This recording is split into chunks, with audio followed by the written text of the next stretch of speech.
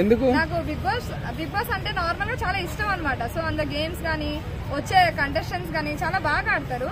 ఇక్కడ సీజన్ 9 చూసుకుంటే చాలా వరస్ట్ గా ఉంది. ఎందుకంటే మంచిగా ప్లేయర్స్ లేరు, లేదంటే టాస్క్లు లేవు, ఏమీ లేవు, అసలు ఏం లేదు.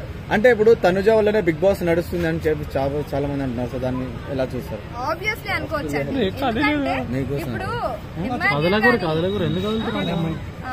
ఇప్పుడు ఆబ్వియస్లీ అనుకోవచ్చు. ఎందుకంటే ఇప్పుడు తనుజ ప్రతి ఒక్క బాండింగ్ లోనే ఉంది. నార్మల్ గా ప్రతి ఒక్కరితో మాట్లాడుతుంది, బాగా మంచిగా గేమ్ ఆడుతుంది, మంచిగా డిఫెండ్ చేసుకుంటుంది, మంచిగా ఆర్గ్యూ చేస్తుంది, అలాగే రేషన్ మేనేజర్ అయింది. సో ప్రతి ఒక్క దీంట్లో టాప్ అనేటట్టు ఉందన్నమాట. తను 100% ఇస్తుంది తన గేమ్ అనేది, ఎఫర్ట్స్ కానీ ఏవైనా సరే. మరి ఒక్కసారి క్యాప్టెన్ కాలే, మరి అవ్వలేదండి. ప్రతిసారి ఎఫర్ట్స్ పెట్టడానికి మాత్రం క్యాప్టెన్ అవ్వరు కదా, వస్తుంది నెక్స్ట్ వీక్ గానీ ఎప్పుడైనా సరే అయ్యే ఛాన్సెస్ కూడా ఉన్నాయి. ఈసారి తనుజని కెప్టెన్ చేయడం కోసం చాలా సింపుల్ టాస్క్లు ఇచ్చాడు, అది పెట్టేది, కానీ అది పెట్టలేకపోయారు కదా. సో దాన్ని మీరు ఎలా చూస్తారు? అంటే ప్రతి గేమ్ 100% ఎఫర్ట్ పెట్టినా మంచిగా ఆడలేరు కదా. నెక్స్ట్ వచ్చే గేమ్ అయినా ఆడతారు. ఫైనల్ విన్నరా అంటే అది డెమన్ పవన్ కి ఆ గట్స్ అయితే ఉన్నాయండి.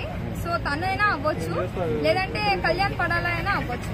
సో వీళ్ళిద్దరూ ఫార్మర్స్ నుంచి అయితే బాగుంటది. ఎందుకంటే వీళ్ళిద్దరు ఎఫర్ట్స్ పెడతారు, బాగా ఆడుతున్నారు కాబట్టి వీళ్ళిద్దరికి చాలా బాగుంటది. చాలా మంది అదే స్టార్ మా అని చెప్పేసి ఇప్పుడు తనుజాకి ఇవ్వడమో, లేదంటే కమిడియన్ అని చెప్పి ఇమ్మాన్యుయల్కి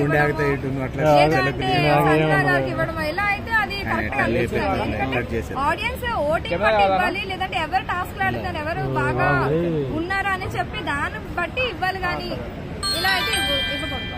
ఒక టాప్ 5 అంటే ఏం చెప్తారు? టాప్ 5 తనుజ, కళ్యాణ్ పడాలా, డెమన్, ఇమ్మాన్యుయల్ కూడా ఉండొచ్చు. ఇంకొకరు ఎవరు సంజన కానీ రితు కానీ ఎవరు. సరిపోద్దా నీకు?